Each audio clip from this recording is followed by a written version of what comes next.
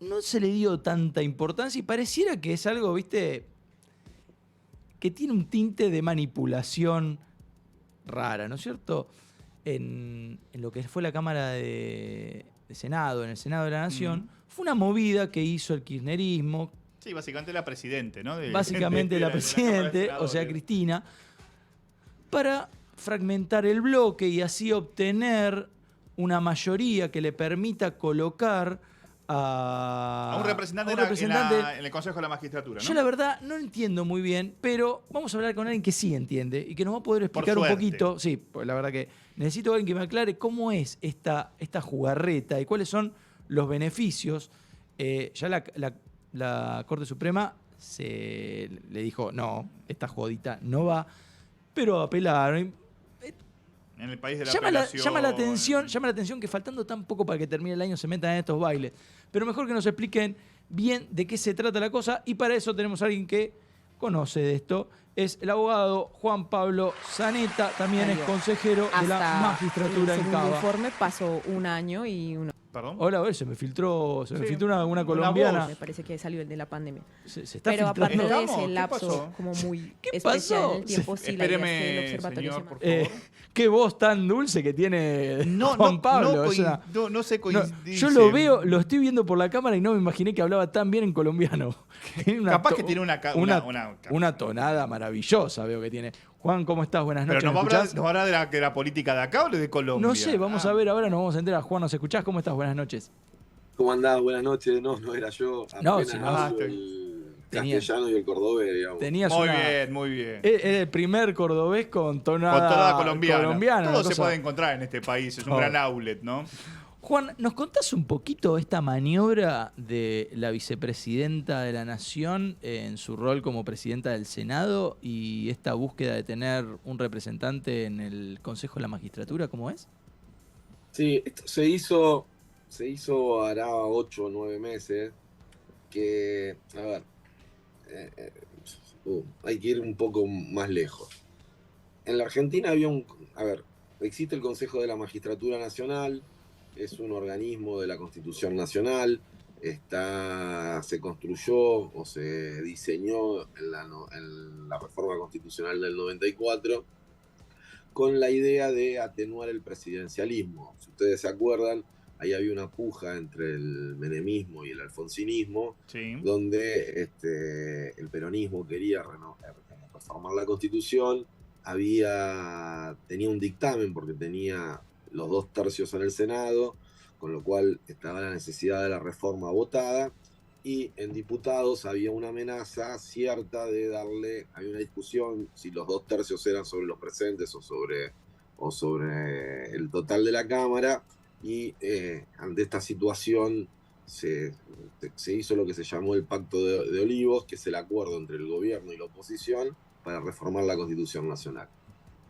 En esa Constitución se establecen muchos mecanismos, digamos, el Alfonsín y el Consejo para la Consolidación de la Democracia que había tenido en su gobierno, habían diseñado una lógica de gobierno parlamentario parecido a las democracias europeas. No se pusieron de acuerdo, pero sí parte del acuerdo, pero en lo que sí se pusieron de acuerdo fue en algo que se llamó presidencialismo atenuado. No se pudo ir a un sistema parlamentario, pero se atenuó. La Constitución del 53 es una constitución a la imagen y semejanza de la norteamericana, un fuerte presidencialismo. Dentro de las atribuciones del presidente era elegir jueces. Los jueces los elegía desde cualquier amigo que fuese abogado. El único requisito que tenían que tener era 4 años de abogados para jueces de primera instancia, 6 años para camaristas y 8 para la Corte Suprema. Si ustedes se acuerdan, hubo algunos escándalos en la década del 90, los jueces de la servilleta, la mayoría automática. ¿Algunos? Bueno, entonces... Nazareno, todavía me acuerdo de Nazareno. Después Nazareno, Bowe, el hermano de Leonardo Simón. Sí, una cosa hermosa. Bueno, entonces, dentro de esta lógica de atenuar el presidencialismo, donde el presidente perdió la capacidad de elegir el intendente de la ciudad de Buenos Aires y lo pasamos a elegir los porteños. El tercer senador, donde los gobernadores dejaron de designar, sino que fue por elección directa, digamos, 3 senadores y por elección directa. El jefe de gabinete, la reglamentación de los decretos de necesidad y urgencia, que antes no tenían ninguna fórmula sacramental, entonces se podían hacer como se quisieran. El informe del jefe de gabinete, que no se cumple, pero que tendría que ir todos los meses al Congreso a dar explicaciones de para dónde va la Argentina. Bueno, dentro de un conjunto de normas que iba a atenuar el poder presidencial, está la creación del Consejo de la Magistratura, que se hace con competencias que estaban en otro lado. Primero, se le saca esta capacidad que tenía el presidente de elegir a cualquiera y podrá elegir un candidato de una terna elevada por el Consejo de la Magistratura, que esas ternas se eligen en un concurso de antecedentes y oposición. Bien. O sea, entre un examen y los antecedentes del fulano o fulana, el Consejo de la Magistratura elige 3 y de esos 3 puede elegir uno. Después, bueno, se le saca al Parlamento la posibilidad del juicio político y los juicios políticos para los jueces comunes, digo, no para la Corte, sí para los jueces inferiores, pasa al Consejo. Se le saca a la Corte la administración de la justicia, porque era el escándalo de Nazareno, Reyes y otra yerba. Entonces, la administración pasa al Consejo. Bueno, con distintas competencias se crea este organismo, que es un organismo muy importante, que es un organismo de la Constitución y que es muy importante. Tan es así que, si bien se pusieron de acuerdo en la Constitución del 94, no se pudieron poner de acuerdo cómo iba a estar integrado y quedó para ser reglamentado por una ley. Tal fue la discusión, porque el presidente, digamos, a nadie le gusta perder poder, y entonces el presidente, a Menem, no tenía ganas. Casi duró 4 años la discusión por el Consejo de la Magistratura, hasta que se constituyó. Digamos, la principal discusión era la Constitución, porque depende cómo vos elegías a los miembros, tenías más o menos incidencia en la nominación y en la expulsión de los jueces. Bien. Ahí se hace un Consejo de la Magistratura que duró 8 años, que era con 20 miembros, que es como el actual. Los senadores tenían 4 representantes, los diputados tenían 4 representantes, los abogados 4 representantes, los jueces 4 representantes, 2 académicos, el Ejecutivo y el presidente de la Corte. Muy bien. En la reforma, Cristina Fernández de Kirchner moviliza una modificación de la Corte Suprema, del Consejo de la Magistratura, y dentro de las cosas que se cambian es la Constitución. Entonces, la Constitución del Consejo de la Magistratura pasó a ser 3 senadores, 3 diputados, 3 abogados, 3 jueces, un miembro del Ejecutivo y un académico. Entonces, ese proyecto de ley que fue sancionado fue atacado por casi todos los colegios públicos de abogados de la Argentina. Sí. ¿Por qué? Primero porque le disminuía la representación a la abogacía. Perdón, 2 abogados, dije 3, eran 2. Bien. Uno por el interior y otro por la capital federal. Entonces, y aparte nos sacaba a nosotros de la comisión de selección, entonces éramos como consejeros de segunda, porque nosotros no podíamos formar, habían inventado, no sé, no me acuerdo cuál era el argumento, de que si los abogados formaban parte de eso se podían beneficiar cuando dejaran de serlo. Bueno, una locura. Te darás cuenta que quién mejor que los abogados, que sufrimos a los jueces y a los secretarios, podemos saber cuándo un secretario es bueno y merece ser juez, cuándo un juez es bueno y merece ser camarista, y no quienes no ejercen la profesión. Pero bueno, esa fue la reforma, fue cuestionada. Después de muchos de esos procesos se fueron muriendo en el tiempo, pero llegó uno a la Corte, que fue uno que inició el Colegio de Abogados de la Ciudad de Buenos Aires, que no es el colegio público, sino es una organización de asociación voluntaria, que tuvo un fallo de la Corte, de la Cámara, en el 2015, y Cristina, antes de irse, lo apeló.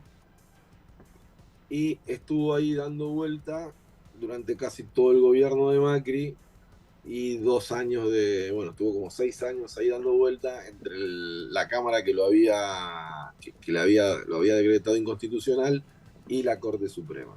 Al final, a principios de este año, le declaran la ley de Consejo de la Magistratura que había hecho Cristina inconstitucional y volvemos a la constitución, a la forma vieja de elegir. Juan, ¿cuál es el beneficio que tenía Cristina? ¿En qué se beneficiaba con esa movida? Era más fácil que la política tuviese mayorías más sencillas, porque vos tenías 2 senadores por la mayoría, 2 diputados por la mayoría, el del Ejecutivo, ya ahí arrancabas con 5 seguros propios. O sea, estaba metiendo la pata política dentro de... No había una independencia de los poderes, en realidad. Me parece que claro, ahí está la mella. Lo que hacía es que la representación política fuera en porcentaje mucho más importante en ese consejo más chico que en el de 20. Entonces, claro, vos tenías en algún momento empiezan a construir universidades, entonces el académico dejó de ser parte de la oposición y lo ponía el gobierno, lo ponía el peronismo.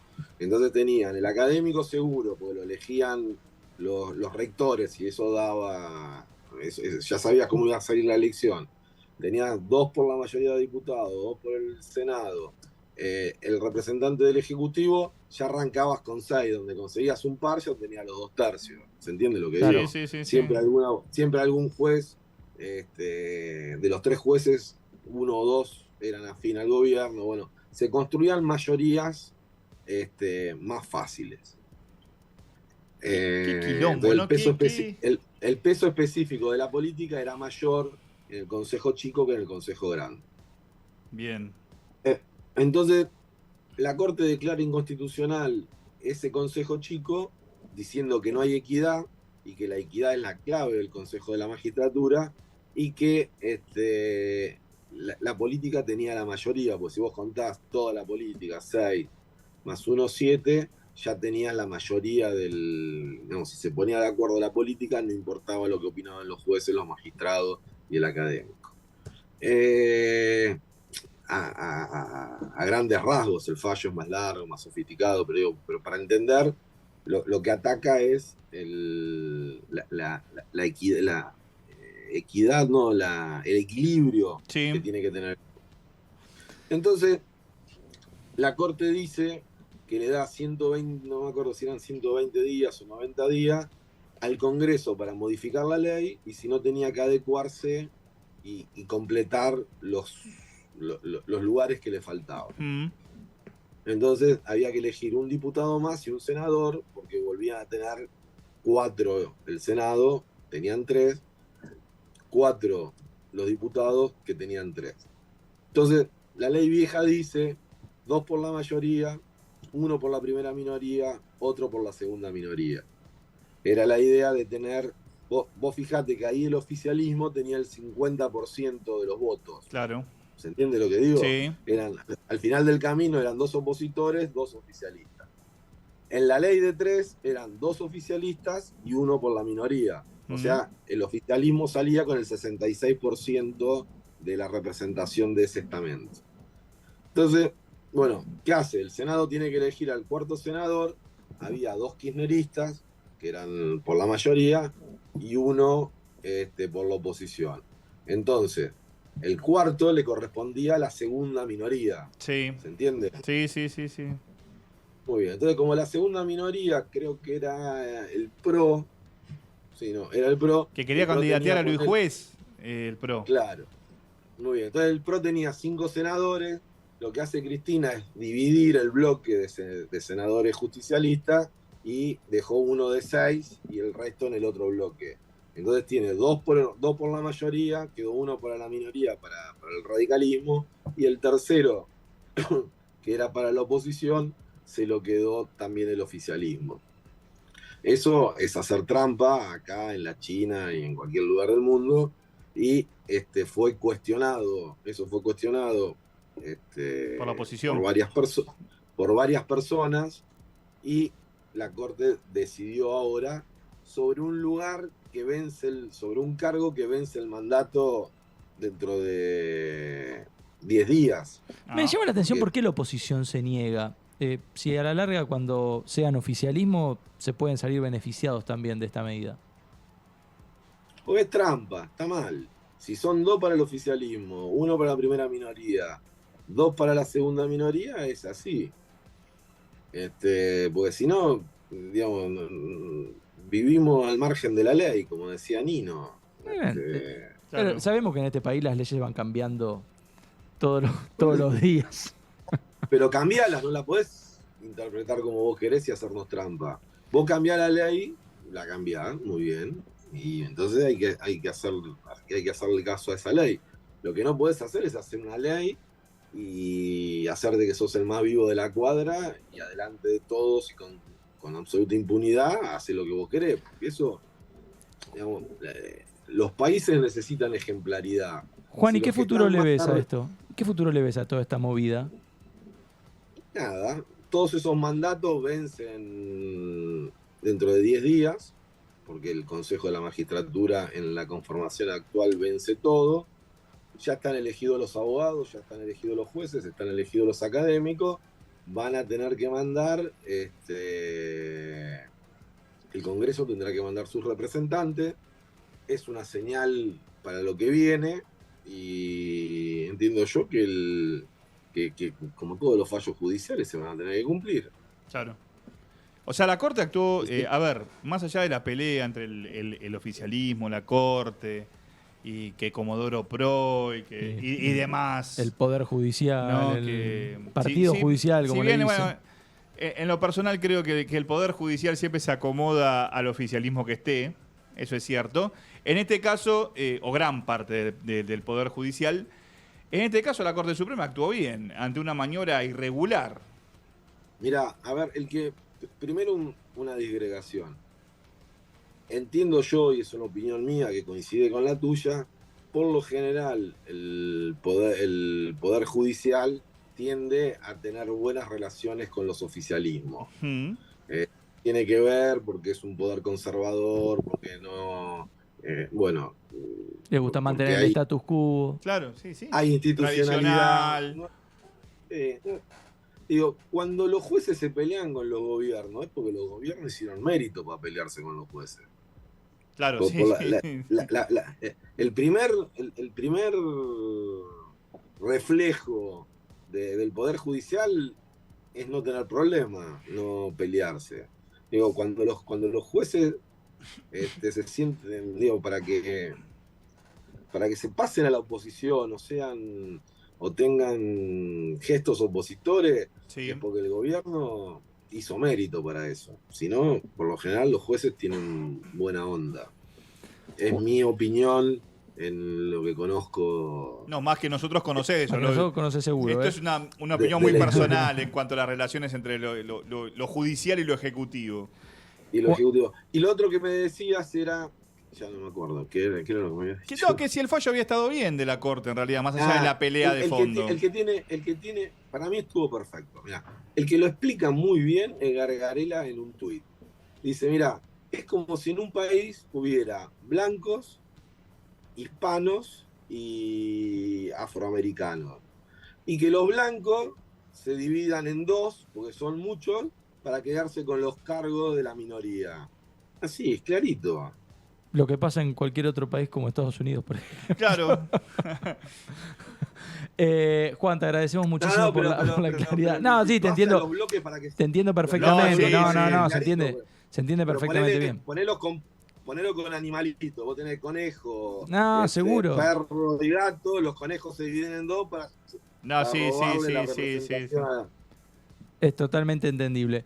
Juan, te agradecemos muchísimo por el tiempo y la explicación. Y la claridad. Gracias a ustedes, a disposición.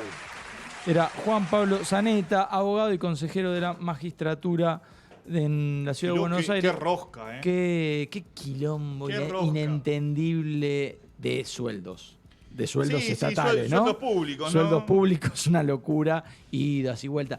Ojo, también entiendo después cuando uno pretende que avance un proyecto, que avance ciertas cosas. A ver, la política cuando quiere avanzar en algo y empieza a encontrar trabas judiciales... Claro, es por algo también, ¿no?